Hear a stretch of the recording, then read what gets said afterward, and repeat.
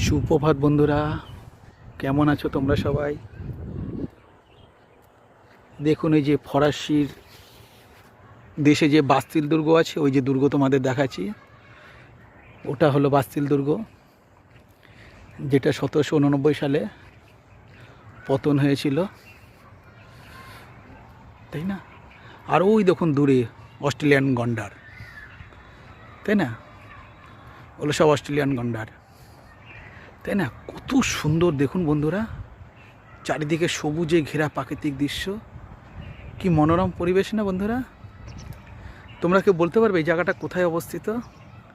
কি সুন্দর লাগছে না? দেখো, চারিদিকে একদম রৌদ্রোজ্জ্বল পরিবেশ, তাই না বন্ধুরা? খুব সুন্দর